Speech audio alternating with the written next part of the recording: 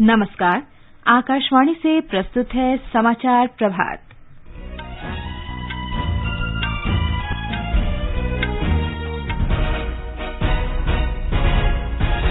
प्रधानमंत्री नरेंद्र मोदी ने देश में कोविड स्थिति और टीकाकरण अभियान की समीक्षा की। राज्यों से जिला स्तर पर दवाओं का अतिरिक्त भंडार बनाए रखने को कहा। देश ने कोविड टीकाकरण अभियान के अंतर्गत लगभग 73 करोड़ टीके लगाकर नई उपलब्धि हासिल की। प्रधानमंत्री ने गोवा में 100% लाभार्थियों को कोविड टीके की पहली खुराक देने के लिए राज्य की प्रशंसा की। सरकार ने कर्नाटक में 100 बिस्तरों वाले 2 नए कर्मचारी राज्य बीमा निगम अस्पतालों की मंजूरी दी। अटल बीमित व्यक्ति कल्याण योजना अगले वर्ष 30 जून तक बढ़ाई। भारत और ऑस्ट्रेलिया के बीच आज नई दिल्ली में पहली 2+2 मंत्री स्तरीय वार्ता होगी। राष्ट्रीय पात्रता प्रवेश परीक्षा 2021 आज हो रही है। राष्ट्रपति रामनाथ कोविंद आज उत्तर प्रदेश राष्ट्रीय विधि विश्वविद्यालय और इलाहाबाद उच्च न्यायालय के नए भवन परिसर की आधारशिला रखेंगे। प्रधानमंत्री नरेंद्र मोदी आज सवेरे 11 बजे वीडियो कॉन्फ्रेंस के माध्यम से गुजरात के अहमदाबाद में सरदार धाम भवन का लोकार्पण और सरदार धाम के द्वितीय चरण के कन्या छात्रालय का भूमि पूजन करेंगे। अमेरिका के राजीव राम और ब्रिटेन के जो सालिसबरी ने अमेरिकी ओपन टेनिस के पुरुष डबल्स का खिताब जीता। डेनिल मेदवेदेव पुरुष सिंगल्स फाइनल में पहुंचे और महिला सिंगल्स के फाइनल में कल एम्मा रादुकानु का मुकाबला कनाडा की लेला फर्नांडिस से होगा। समाचार प्रभात में रवि कपूर के साथ मैं फरहत नाज। देश भर में 18 वर्ष से अधिक आयु वर्ग के लिए सरकारी केंद्रों में निःशुल्क कोविड टीकाकरण अभियान जारी है। युवाओं से आग्रह है कि टीका जरूर लगवाएं और अन्य लोगों को भी इसके लिए प्रोत्साहित करें। जब तक आवश्यक न हो घर से बाहर न निकलें और सुरक्षा के 3 सरल उपायों का पालन करें। मास्क लगाएं, 2 गज की सुरक्षित दूरी बनाए रखें, हाथ और चेहरा साफ रखें। कोविड संबंधी जानकारी और मार्गदर्शन के लिए राष्ट्रीय हेल्पलाइन नंबर 011-2397 8046 और 1075 पर संपर्क करें। और अब समाचार विस्तार से। प्रधानमंत्री नरेंद्र मोदी ने कोविड से संबंधित स्थिति की समीक्षा के लिए कल एक उच्च स्तरीय बैठक की अध्यक्षता की। बैठक में स्वास्थ्य प्रणालियों की तैयारी, चिकित्सा ऑक्सीजन की उपलब्धता और टीके के उत्पादन, आपूर्ति और वितरण से संबंधित विषयों पर चर्चा हुई। प्रधानमंत्री ने कहा कि दुनिया में कुछ देशों में कोविड रोगियों की संख्या अधिक बनी हुई है। भारत में भी महाराष्ट्र और केरल में कोविड मरीज अधिक संख्या में हैं। इसलिए हमें अभी ढिलाई नहीं बरतनी है और सतर्क रहना है। प्रधानमंत्री ने वायरस के नए स्वरूपों की निगरानी के लिए लगातार जीनोम अनुक्रमण की आवश्यकता के बारे में भी बताया। प्रधानमंत्री ने बाल चिकित्सा देखभाल के लिए बिस्तरों की क्षमता बढ़ाने और कोविड आपात राहत पैकेज 2 के तहत सुविधाओं के विस्तार की स्थिति की समीक्षा की। श्री मोदी ने राज्यों को ग्रामीण क्षेत्रों में प्राथमिक देखभाल और ब्लॉक स्तरीय स्वास्थ्य बुनियादी ढांचे में सुधार की सलाह दी। प्रधानमंत्री ने ऑक्सीजन कंसंट्रेटर, सिलेंडर और पीएसए प्लांट सहित ऑक्सीजन की उपलब्धता बढ़ाने के लिए पूरी व्यवस्था में तेजी से सुधार की जरूरत पर बल दिया। टीकों के बारे में प्रधानमंत्री को बताया गया कि देश की लगभग 58% वयस्क आबादी को पहला टीका लगाया जा चुका है, जबकि 18% वयस्क आबादी को दोनों टीके लगाए गए हैं। राज्य से जिला स्तर पर कोविड-19, म्यूकर माइकोसिस और MIS-C के प्रबंधन में इस्तेमाल होने वाली दवाओं के लिए सुरक्षित भंडार बनाए रखने के लिए कहा गया है। प्रधानमंत्री नरेंद्र मोदी ने गोवा में 100% पात्र लोगों को कोविड वैक्सीन की पहली खुराक दिए जाने की सराहना की है। श्री मोदी ने एक ट्वीट में कहा है कि डॉक्टरों के समन्वित प्रयास और उत्साह से ये संभव हो पाया है। सूचना और प्रसारण मंत्री अनुराग ठाकुर ने भी गोवा की जनता को बधाई दी है। उन्होंने कहा कि भारत ने प्रधानमंत्री मोदी के नेतृत्व में कोविड के खिलाफ संघर्ष में महत्वपूर्ण उपलब्धि हासिल की है। देश ने टीकाकरण अभियान के अंतर्गत अब तक लगभग 73 करोड़ कोविड टीके लगाकर नई उपलब्धि हासिल की है। अब तक 72 करोड़ 97 लाख 50 हजार से अधिक टीके लगाए जा चुके हैं। स्वास्थ्य मंत्रालय ने बताया है कि 55 करोड़ 58 लाख लोगों को वैक्सीन की पहली खुराक दी गई है। 17 करोड़ 38 लाख से अधिक दूसरी खुराक उपलब्ध कराई गई है। वहीं कल 56 लाख 91 हजार से अधिक टीके लगाए गए। पंजाब के मुख्यमंत्री कैप्टन अमरिंदर सिंह ने आगामी त्योहारों के मद्देनजर मौजूदा कोविड प्रतिबंधों को 30 सितंबर तक बढ़ाने का आदेश दिया है। इस दौरान मास्क पहनना अनिवार्य होगा और सुरक्षित दूरी का सख्ती से पालन किया जाएगा तथा सभी राजनीतिक और अन्य सभाओं में 300 लोगों से अधिक शामिल नहीं हो सकेंगे। कोविड संबंधी राष्ट्रीय हेल्पलाइन नंबर हमारी वेबसाइट newsonair.gov.in पर उपलब्ध हैं। कोविड-19 से बचाव के आसान उपाय, मास्क लगाएं, 2 गज की सुरक्षित दूरी बनाए रखें, बार-बार हाथ धोएं, चेहरा साफ रखें और टीका जरूर लगवाएं। कर्नाटक के हरहोली और नरसापुर में कर्मचारी राज्य बीमा ईएसआईसी के 100 बिस्तरों वाले 2 नए अस्पताल खोले जाएंगे। श्रम और रोजगार मंत्री भूपेंद्र यादव ने ईएसआईसी की 185वीं बैठक में इसकी घोषणा की। केरल में 7 नए औषधालयों को भी मंजूरी दी गई है। श्री भूपेंद्र यादव ने अटल बीमित व्यक्ति कल्याण योजना को अगले साल 30 जून तक बढ़ाने की घोषणा की। ये उन बीमित व्यक्तियों को 3 महीने के लिए 50% वेतन पर बेरोजगारी भत्ता देने की योजना है जिनकी किसी भी कारण से नौकरी चली जाती है। बैठक में उत्तर प्रदेश के शाहजहांपुर में 30 बिस्तरों के एक अस्पताल को भी मंजूरी दी गई। बैठक में दिल्ली के रोहिणी में अस्थायी रूप से चलने वाले ईएसआईसी डेंटल कॉलेज को ईएसआईसी अस्पताल बसईदारापुर परिसर में स्थानांतरित करने की भी मंजूरी दी गई। ये समाचार आकाशवाणी से प्रसारित किए जा रहे हैं। समाचार प्रभात में आपका फिर स्वागत है। भारत और ऑस्ट्रेलिया के बीच पहली 2+2 मंत्री स्तरीय वार्ता आज नई दिल्ली में होगी। रक्षा मंत्री राजनाथ सिंह और विदेश मंत्री डॉक्टर एस जयशंकर भारतीय प्रतिनिधिमंडल का नेतृत्व करेंगे। प्रतिनिधिमंडल में रक्षा और विदेश विभाग के अधिकारी भी शामिल हैं। विदेश मंत्री मारिस पेन और रक्षा मंत्री पीटर डटन ऑस्ट्रेलिया का प्रतिनिधित्व करेंगे। पिछले साल जून में भारत और ऑस्ट्रेलिया के नेताओं की वर्चुअल माध्यम से द्विपक्षीय संबंधों को लेकर रणनीतिक साझेदारी बढ़ाने के बाद 2+2 मंत्री स्तरीय बैठक का आयोजन किया जा रहा है। बैठक के दौरान द्विपक्षीय, क्षेत्रीय और आपसी हित के अंतर्राष्ट्रीय मामलों पर विचार विमर्श होगा। रक्षा मंत्री राजनाथ सिंह ने कहा है कि भारत और ऑस्ट्रेलिया के साथ हिंद प्रशांत क्षेत्र की सुरक्षा और विकास के लिए साझेदारी को और प्रगाढ़ करने को प्रतिबद्ध है। नई दिल्ली में ऑस्ट्रेलिया के रक्षा मंत्री पीटर डटन के साथ द्विपक्षीय बैठक के बाद श्री सिंह ने कहा कि दोनों देशों की साझेदारी स्वतंत्र, मुक्त, समावेशी और नियम आधारित हिंद प्रशांत क्षेत्र के साझा दृष्टिकोण पर आधारित है। The significant progress of our bilateral relations in recent times, the elevation of this relationship to a comprehensive strategic partnership during the virtual leaders summit between Prime Minister Modi and Prime Minister Morrison in June 2020 was a major milestone in the relationship. Despite these testing times of COVID, your visit to India is a testimony of our strong friendship. रक्षा मंत्री ने कहा कि बैठक में क्षेत्रीय मुद्दों के साथ द्विपक्षीय रक्षा सहयोग, सेनाओं के बीच सहयोग मजबूत करने और जानकारियों के आदान प्रदान को बढ़ाने, उभरती रक्षा प्रौद्योगिकी में सहयोग और परस्पर लॉजिस्टिक समर्थन पर चर्चा हुई। दोनों पक्षों ने इस बात पर प्रसन्नता व्यक्त की कि ऑस्ट्रेलिया 2020 में मालाबार अभ्यास में शामिल हुआ।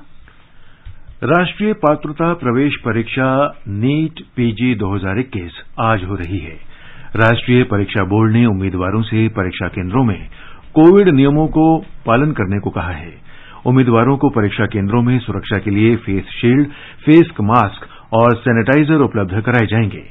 नीट पीजी 2021 की परीक्षा इस वर्ष 18 अप्रैल को आयोजित होनी थी, लेकिन कोविड महामारी की स्थिति को देखते हुए इसे स्थगित कर दिया गया था। ये परीक्षा शैक्षिक सत्र 2021 के दौरान स्नातकोत्तर चिकित्सा पाठ्यक्रमों में प्रवेश के लिए आयोजित की जा रही है। राष्ट्रपति रामनाथ कोविंद आज उत्तर प्रदेश के प्रयागराज में उत्तर प्रदेश राष्ट्रीय विधि विश्वविद्यालय और इलाहाबाद उच्च न्यायालय के नए भवन परिसर की आधारशिला रखेंगे। हमारे संवाददाता ने बताया है कि इस अवसर पर उच्चतम न्यायालय के मुख्य न्यायाधीश एनवी रमणा और केंद्रीय कानून मंत्री किरेन रिजिजू भी उपस्थित रहेंगे। राष्ट्रपति रामनाथ कोविंद आज दोपहर के करीब इलाहाबाद उच्च न्यायालय के पोलो ग्राउंड पर पहुंचेंगे, जहां मुख्य कार्यक्रम आयोजित होगा। इस दौरान वो multi level parking, advocate chamber library और ऑडिटोरियम की आधारशिला रखेंगे। इसके साथ ही वो अधिवक्ता A.B. शरण के तैलचित्र का उद्घाटन भी करेंगे। इस बिल्डिंग कॉम्प्लेक्स में अधिवक्ताओं के लिए लगभग 2600 चैम्बर बनाए जाएंगे। उत्तर प्रदेश सरकार ने इस प्रोजेक्ट के लिए तकरीबन 600 करोड़ रुपए की राशि दी है। राष्ट्रपति हाईकोर्ट बार एसोसिएशन के लाइब्रेरी हॉल का भी भ्रमण करेंगे। वो आज जिस Uttar Pradesh national law university का शिलान्यास करेंगे, वो प्रयागराज के झलवा इलाके में बनाई जाएगी। राष्ट्रपति हाई कोर्ट परिसर में आयोजित कार्यक्रम स्थल से ही इस विश्वविद्यालय का शिलान्यास वर्चुअली करेंगे। सुशील चंद्र तिवारी, आकाशवाणी समाचार, प्रयागराज। प्रधानमंत्री नरेंद्र मोदी आज सवेरे 11 बजे वीडियो कॉन्फ्रेंस के माध्यम से गुजरात के अहमदाबाद में सरदार धाम भवन का लोकार्पण और सरदार धाम के द्वितीय चरण और कन्या छात्रावास का भूमि पूजन करेंगे। हमारे संवाददाता ने बताया है कि सरदार धाम शैक्षिक और सामाजिक परिवर्तन, समाज के कमजोर वर्गों के उत्थान और युवाओं को रोजगार के अवसर प्रदान करने की दिशा में कार्य कर रहा है।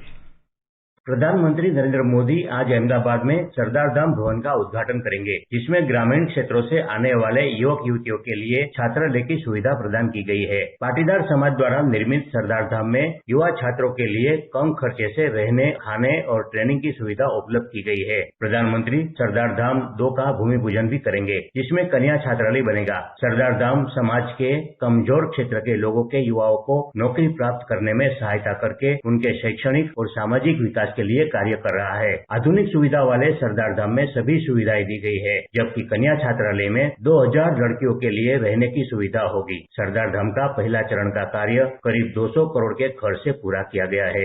योगेश पंड्या, आकाशवाणी समाचार, अहमदाबाद। भारतीय जनता पार्टी अध्यक्ष जगत प्रकाश नड्डा ने कहा है कि प्रधानमंत्री नरेंद्र मोदी के जन्मदिन 17 सितंबर को भाजपा कार्यकर्ता टीकाकरण में बूथ स्तर पर लोगों की मदद करेंगे। नई दिल्ली में श्री नड्डा ने कहा कि पार्टी ने पूरे देश में पिछले 43 दिनों के दौरान 6,88,000 से अधिक स्वास्थ्य स्वयंसेवकों को प्रशिक्षित किया है। 17 तारीख को यशस्वी प्रधानमंत्री जी के जन्मदिन के अवसर पर विशेष आह्वान पर हमारे कार्यकर्ता बड़ी संख्या में वैक्सीनेशन में अपना योगदान करेंगे और हर बूथ से कोई भी व्यक्ति वैक्सीनेशन में छूट न जाए, इसका हम एक एग्जॉस्टिव प्लानिंग के साथ 17 तारीख की तैयारी करेंगे। आगे बढ़ने से पहले एक नजर मुख्य समाचारों पर। प्रधानमंत्री नरेंद्र मोदी ने देश में कोविड स्थिति और टीकाकरण अभियान की समीक्षा की। राज्यों से जिला स्तर पर दवाओं का अतिरिक्त भंडार बनाए रखने को कहा।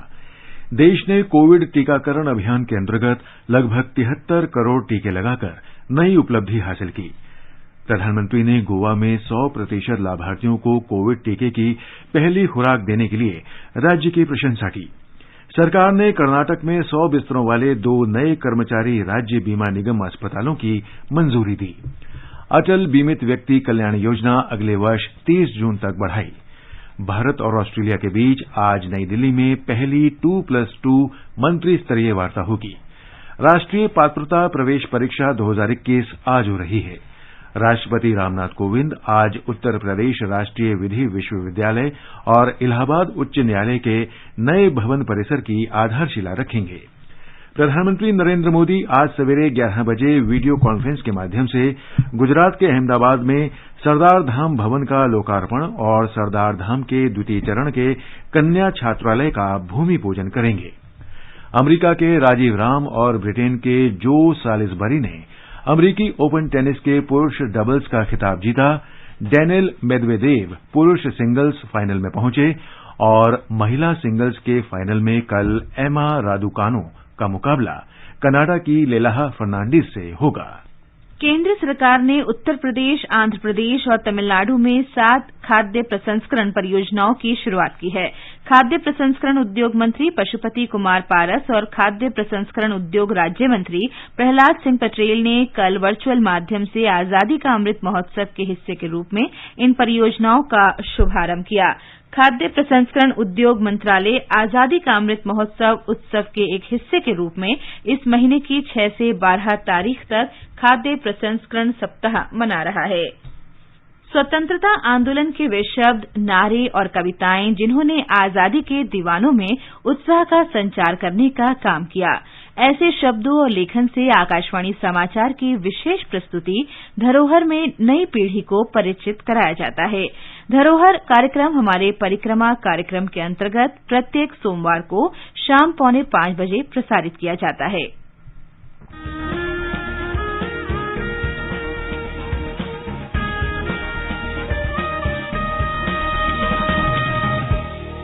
आजादी के आंदोलन के खजाने में ऐसे ढेरों शब्द जिन्होंने बदल दिए इतिहास, तारीख बदलने वाले लफ्जों पर आकाशवाणी समाचार ला रहा है विशेष कार्यक्रम धरोहर, हर सोमवार।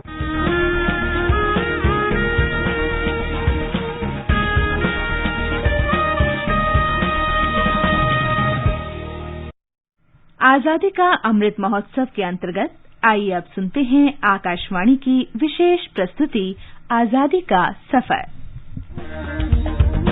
आजादी का अमृत महोत्सव।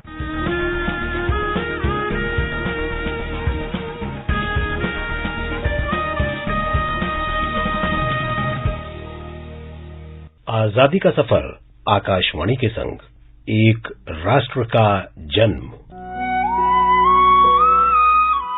भारत का शानदार स्वाधीनता संघर्ष आधुनिक विश्व के महानतम संघर्षों में से एक है। आकाशवाणी आपके लिए रोजाना ला रही है इस शानदार संघर्ष की झलक।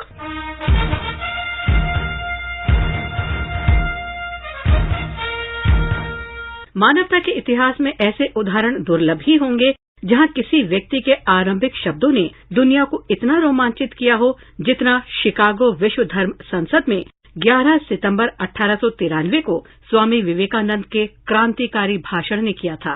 Sisters and brothers of America, it fills my heart with joy unspeakable to rise in response to the warm and cordial welcome which you have given us.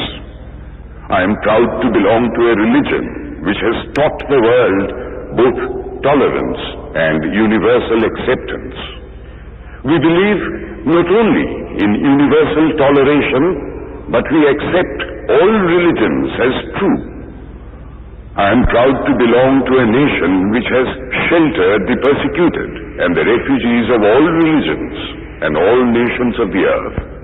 Sisters and brothers of America से शुरू हुए उस भाषण ने न सिर्फ अलग राष्ट्र और धर्म के व्यक्ति के रूप में स्वामी जी की प्रतिष्ठा के बीच अंतर को दूर कर दिया, बल्कि श्रोताओं को ये अनुभव भी कराया कि वे ऐसे व्यक्ति को सुन रहे हैं जो सचमुच उन्हें सार्वभौमिक भाईचारे का मार्ग दिखा सकता है। 11 से 27 सितंबर 1893 के बीच स्वामी विवेकानंद ने शिकागो में 6 व्याख्यान दिए। उन्होंने कहा था कि मुझे ऐसे धर्म से संबंधित होने पर गर्व है जिसने विश्व को सहिष्णुता और स्वीकृति सिखाई। हम न केवल सार्वभौम सहिष्णुता में विश्वास करते हैं, बल्कि हम ये भी स्वीकार करते हैं कि सभी धर्म सत्य हैं। मुझे ऐसे राष्ट्र का नागरिक होने पर गर्व है जिसने धरती के सभी धर्मों और सभी राष्ट्रों के उत्पीड़ित और शरणार्थियों को शरण दी है। दुनिया भर के नेता स्वामी जी के अनुकंपा, बंधुत्व, सहिष्णुता और स्वीकृति जैसे जीवन मूल्यों का उल्लेख करते रहे हैं। जब स्वामी जी भारत वापस आए तो तमिलनाडु में रामनाथपुरम के राजा ने उनका भव्य स्वागत किया। उन्होंने ही स्वामी जी की शिकागो यात्रा प्रायोजित की थी।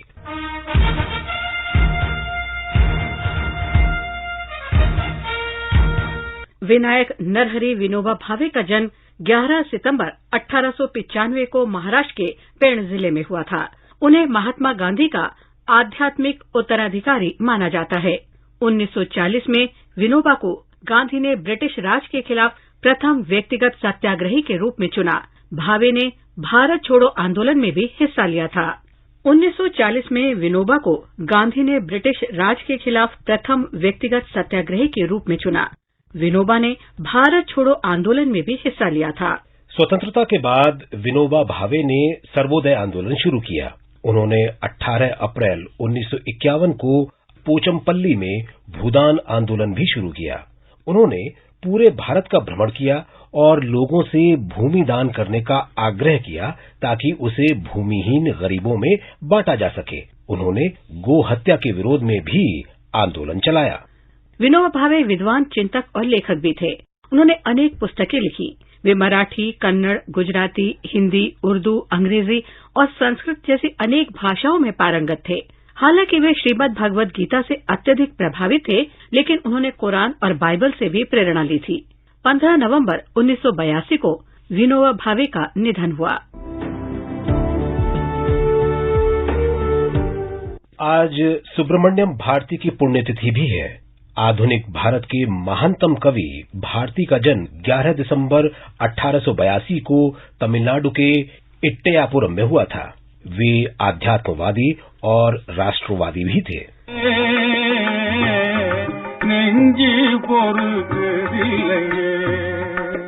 भजनों से लेकर राष्ट्रवादी लेखन तक, भगवान और मनुष्य के बीच संबंध पर चिंतन मनन से लेकर रूसी और फ्रांसीसी क्रांति पर गीतों तक भारती ने विविध विषयों पर कलम चलाई।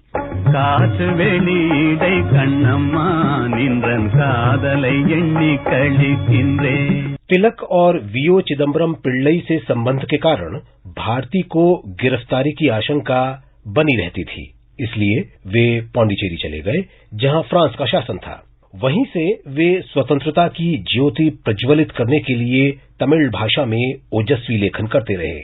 महान दूरदृष्टा भारती ने 1920 में लिखा, आइए नृत्य और गायन करें क्योंकि हमने स्वतंत्रता प्राप्त कर ली है। जिस तरह वोल्टेयर और रूसो ने फ्रांसीसी क्रांति की ज्योति को प्रज्वलित किया, उसी तरह महाकवि सुब्रमण्यम भारती ने तमिलनाडु में स्वाधीनता की मशाल जलाई। भारत वापस आने और कैद से छूटने के बाद भारती ने महात्मा गांधी से मुलाकात की, जो भारती के बहुमुखी और निर्भीक व्यक्तित्व से अत्यधिक प्रभावित थे। उन्होंने लोगों से भारती की सेहत का ध्यान रखने को कहा, लेकिन ऐसा हो न सका। भारती का स्वास्थ्य बिगड़ता गया और 11 सितंबर 1921 को उनका निधन हो गया। जो कोयल पेड़ पर अकेली बैठी मधुर गाना गाती है, वो स्वयं तो खत्म हो जाती है, लेकिन उसके गीत सदैव गूंजते रहते हैं। आज ही भारत की एक और महान हस्ती परमेशिवन सुब्बारायन की जयंती है। सुब्बारायन का जन्म 11 सितंबर 1889 को तमिलनाडु के सेलम में हुआ था। वे स्वाधीनता सेनानी और राजनयिक थे। वे मद्रास प्रेसिडेंसी के मुख्यमंत्री रहे। आज बस इतना ही। आजादी का सफर आकाशवाणी के संग कल फिर मिलेंगे नई कड़ी के साथ।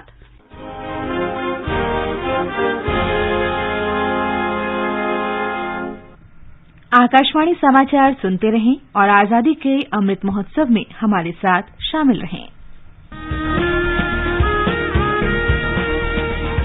आजादी के 75 वर्षों का पर्व अमृत महोत्सव के पावन अवसर पर आकाशवाणी समाचार लेकर आया है अमृत महोत्सव क्विज। आप भी इस क्विज का हिस्सा बन सकते हैं। हमारे समाचार बुलेटिनों में पूछे गए स्वतंत्रता आंदोलन से जुड़े प्रश्नों का जवाब देकर। आपसे ये सवाल प्रत्येक सोमवार और मंगलवार को सुबह 8 बजे प्रसारित होने वाले बुलेटिन समाचार प्रभात में पूछे जाएंगे। श्रोता ईमेल amritmahotsavquiz@gmail.com पर अपने जवाब भेज सकते हैं। जवाब के साथ आप अपना नाम, पता और फोन नंबर भी भेजिए ताकि विजेता बनने पर हम आपसे संपर्क कर सकें। विजेता का चुनाव ईमेल पर मिले सही जवाबों में से लकी ड्रॉ के माध्यम से होगा और इसकी घोषणा अगले दिन इसी बुलेटिन में की जाएगी। विजेता को प्रमाण पत्र के साथ एक उपहार भी दिया जाएगा। साथ ही विजेता का नाम हमारे ट्विटर हैंडल पर भी फ्लैश होगा। तो आइए मनाएं आजादी के 75 वर्षों का पर्व अमृत महोत्सव आकाशवाणी समाचार के साथ।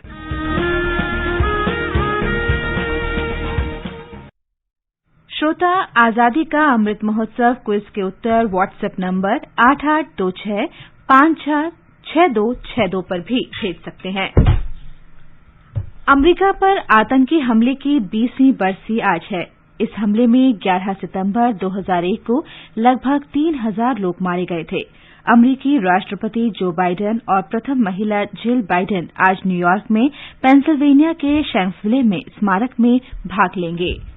न्यूयॉर्क में अमेरिकी ओपन टेनिस टूर्नामेंट में पुरुषों के डबल्स फाइनल में अमेरिका के राजीव राम और ब्रिटेन के जो सिल्सबरी की जोड़ी ने ब्रिटेन की जेमी मरे और ब्राजील के ब्रूनो सोरोस की जोड़ी को 3-6, 6-2, 6-2 से हराकर खिताब जीता।